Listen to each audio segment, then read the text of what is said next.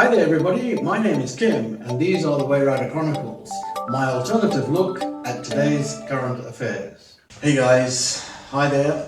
Guess what, back to crypto with a discussion on a report that was published yesterday in America, today I think, from a blockchain analysis company, without getting complicated, somebody who analyzes cryptographic or crypto coin transactions, called TRW, that in the first 6 months of this year, $1.38 billion worth of various cryptocurrencies or crypto coins were stolen. This is virtually double the amount that was stolen from last year. Okay, that's the point. It is very naturally quite difficult to get a comparison to what was actually stolen from normal banks, i.e. out of the bank down the road that you're going to put your money in, compared to this particular figure. So, and because the data is fragmented from different countries, it's not really worth trying to go into that. However, the number in itself is extraordinary, $1.38 billion. This is from a means of, or a transaction means of payment, if you want, that was always or has always been touted as safe and secure. Although every crypto commentator will say, not your wallet, not your crypto, which is a really sort of inane way of saying that actually you can't keep your money in the equivalent of a crypto bank account. It should be in something called a hard wallet, which is essentially a gizmo, electronic device, a type of very sophisticated USB stick that you shove into your computer, transfer your crypto into that, or bitcoins or whatever coins you're using, into that wallet and disconnect it from the internet. Does that sound efficient? No, it's not. But anyway, that's another point, different issue. The point about this rather extraordinary sum of money is that if, I don't know, let's say, American news company published a report that $1.3 billion was stolen from US banks in the first 6 months of this year, I'm sorry to say, but the whole world would go potty. I mean, they would go completely crazy. The FBI would be in trouble, people get fired, politicians would be running around chopping people's heads off all over the place. It would be a huge problem for everybody involved. In the cryptocurrency world, it's like, oh, okay, you know, geez, they managed to steal money, or they managed to steal this money.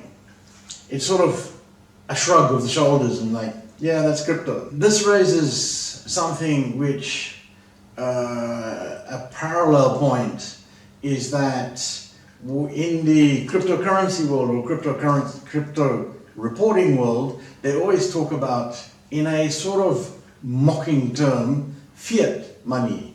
Oh, crypto will replace fiat money. Okay. Sidebar, as they say in America. What is fiat money? Fiat money is money, normal money, dollars, euros, Swiss francs, whatever, that is in circulation. Why is it called fiat money? Because it's not backed by anything. It's backed by, in America, on your banknotes, it's got the goodwill and something, I don't remember the exact expression, of the government and the central bank or the Reserve Bank of America. Same with every country. Why is it not backed? Well, blame the Americans. Richard Nixon. Up until Richard Nixon in the, I believe the 60s, pulled or took off or disassociated the American dollar from what they call the gold standard. Up until then, most major currencies were backed by an equivalent amount of gold in the bank, or bullion in the bank, gold bars. Fort Knox, everybody's heard of Fort Knox. Let's go and raid Fort Knox and we'll become millionaires.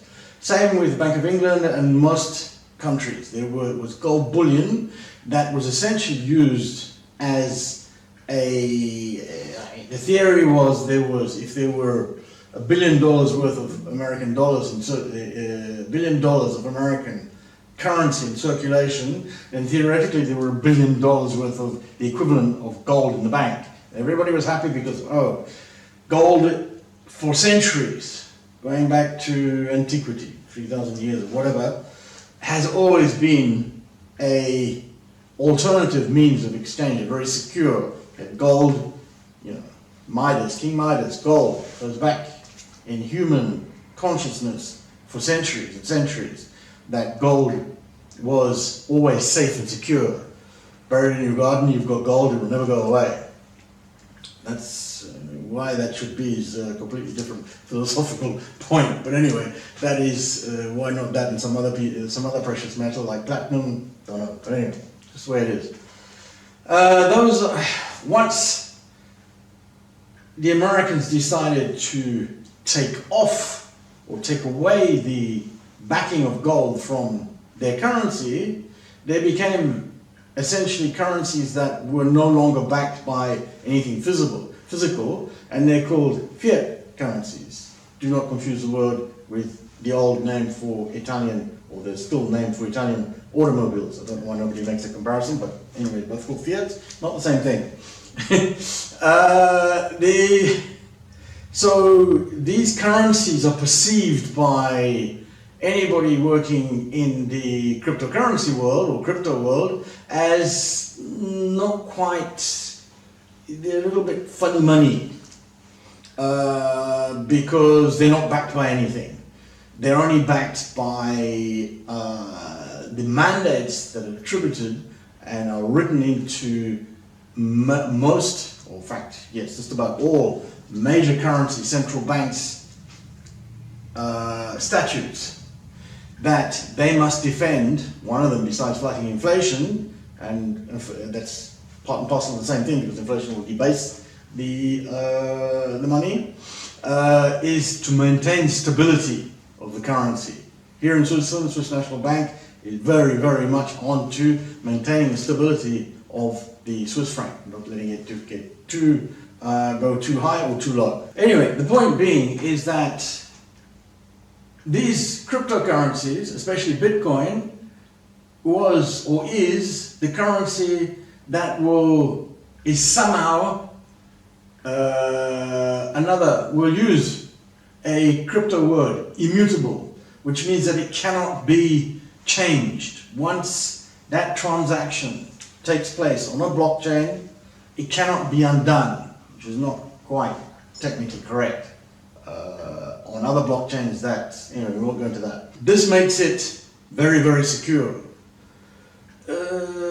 Yes, it does from that transaction point of view, but not from a getting stolen point of view, which leads to a wider point. I think that the whole cryptocurrency world has decided that they were going to go, because the original premise of Bitcoin was to replace a secure and immutable means of replacing fiat currencies.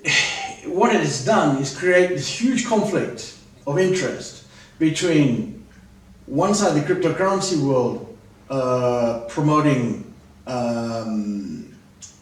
whatever coin, whatever type of crypto currency, if you want, or coin, they were against the fiat currency world, which is essentially governments and central banks. Mainly because the crypto people say they don't trust what the central banks are doing with people's money. They're making a mistake.